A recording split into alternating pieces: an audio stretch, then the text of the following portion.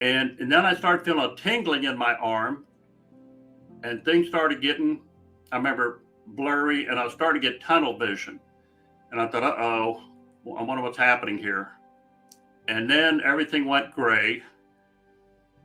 And the pain, there was no pain, but even the tingling sensation started to disappear. And then that's when everything went black. And I said, now I know I'm in trouble because I'm in the middle of the base camp. I can't move. I'm blind. I know we're surrounded by the enemy. So I guess this is how it ends. Like, oh, well. And I remember thinking, hey, they can't do anything to me. If I could see they walked up and threatened me, I'm thinking, guys, I'm going to die. You can't threaten me. You can't hurt me. I'm going to die any minute. And then I started having this really strange physical feeling. And I thought, what is this? What am I feeling? And then it dawned on me, I said, oh, I am in the process of dying. This is what it feels like. It was like an energy being drained from me. I said, I'm going to be dead any second. Wow. and then all of a sudden, the black went to a little speck. Everything was black. And then it started getting smaller and smaller. So like I was looking at a speck. And then I'm looking down at me. And I thought, how can I see me all of a sudden? My head laying next to this bush. And then everything went away and faded, and I was seeing nothing. And I thought blind people saw darkness. I was seeing nothing, and that's hard to imagine.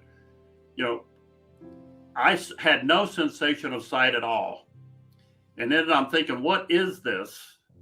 That seeing nothing, I started seeing like light, and then it got brighter and brighter, and all of a sudden, that's when I started feeling like I was enveloped in this light, but I could feel it, and that's when I was being enveloped in God's love. And I said, oh, wow, I'm in heaven, but I don't see anything. And then I felt this presence, and God didn't talk to me. I had no vocal cords, but like his thoughts were my thoughts. And he was concerned about me. And I said, wow, I'm in heaven. But I said, how can I be here? I don't have a body. I'm like floating. And that's when I started feeling my arms and my legs and everything. And that's when I could feel my left hand and my right hand. And I'm thinking, there's something not right here because I'm complete. I don't have an arm, but I can feel both hands. I feel my body. And then God said, I want you to step out of that. You know, he made known to me, he didn't say the word, but I knew what his thoughts were. He says, I want you to step out and join me into this, my world. And I use the word stepped out, but somehow I willed it, and I was out of that body, and it frightened me because now all of a sudden I was everywhere. I was in his entire cosmos. I was the entire, they say God is everywhere. I was everywhere. That's why I tell people when you die, you don't go to heaven, you don't go anywhere, you become everywhere. And I thought, oops. And I went back into my body real quick where I felt safe. And I was hiding in that form. And like God said, no, come on. He's coaxing me out. And I did that 3 or 4 times. But when I was out is when I had that incredible feeling of power and knowledge and love and happiness.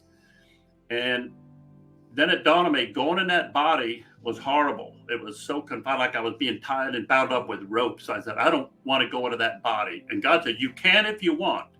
Anytime you can go back in your body and have that body, or you could be out here and I want you to, and my words, not his, I want you to join me in the whole cosmos and know all these things, all the wonders. It's like a billion supercomputers. You can go inside an atom and look at it and know it. You can go inside a cell and know it from the inside, the outside, or you can go to another planet and look at that planet, or you can be, I didn't see him, but you can be together with your friends. Anything you want, you can have in heaven. I could see it in my head, but I don't know how because I didn't have a body and I didn't have eyes. But if I wanted to see a planet or I wanted to see a cell, like I did see that for a while where I'm inside that root of this little bush and I'm seeing all the like little veins in the roots of the tree and millions of little molecules of nutrients in the cells and feeding the leaves. And I'm going, so that's how that works. Why couldn't I see it before? And then God was letting me say, this is just a tiny example of what you're going to be able to see and do. You will know all things. And all of a sudden he gave me a vision and these 2 hands came out of nowhere and they're holding this little premature baby just being born. And I was a preemie when I was born. And he said, like, this is how I see you. And I felt his emotions, and he was a proud father looking at me being born into heaven, like born again into his world. And I don't know if it was symbolic or what. He said, even in the state that you were in, acknowledging that I was like a super God, you cannot begin to comprehend what I am. So even in that state, I was still unable to even have a clue of how powerful and immense God was. He is that powerful and knowing and loving. And I thought, well, that kind of put me in my place. He's just laughing at me and loving me. And he's so amused, like the little kid that puts on a towel and thinks he's Superman. God was amused at how excited I was. He was happy for me. Everything that exists is heaven. I tell people to put it this way. People watch so many movies and they misuse the term God. Here's a God on Mount Olympus, right? Well, God, everything that exists in the every particle of matter and energy that exists is God. He's not somewhere in the cosmos. He is the cosmos. He can be in it and out at the same time. But I say God is that man on Mount Olympus. And he is Mount Olympus. And he is Greece. And he is the planet Earth. And he is the solar system. And he is the galaxy, and on and on. That is what God is. Everything that exists, it's not that God is inside the cosmos. He is the cosmos. Because he is both. But he is the ultimate. If God were not to, people say God is dead. He can't die, obviously. So when I thought I'm a super God, God showed me that image briefly, and he said, welcome, to my world. You're being born again into my world now, and I want you to go out and and enjoy all this. And then that disappeared. And that's after that image of the little premature baby disappeared, that's when he said, you need to get out of your body. But I'm thinking, I don't have one. I don't see anything. So after that, I went out, and I'm thinking, this is incredible. This isn't what I thought. My friend, then all of a sudden a bad thought in my head. I thought, oh no, all my family, my friends, they're going to think I died this horrible death in the jungles of Vietnam. And my buddy Steve was tormented for years because he thought I died. And I'll get to that in a minute. So what happened is I said, oh no. And I said a prayer. I said, Mom, I'm sorry. And my brothers, my sisters, but Mom in particular, I said, I'm sorry, because I finished the tour and I volunteered to go back. Actually, I only made it 6 weeks on my extension. And I said, I'm sorry that I came back and did this to you. I survived the first tour, beat up and all that, but from the crashes. And then God said, you're not ready. I said, what? He said, you're not ready.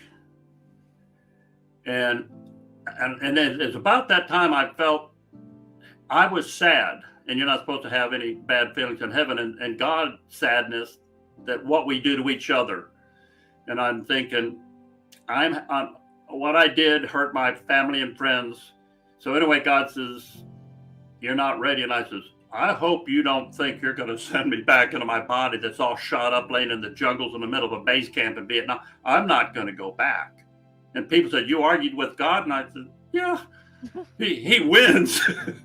He's the final word, But I said, if you put me back in my body, I'm going to make sure I die.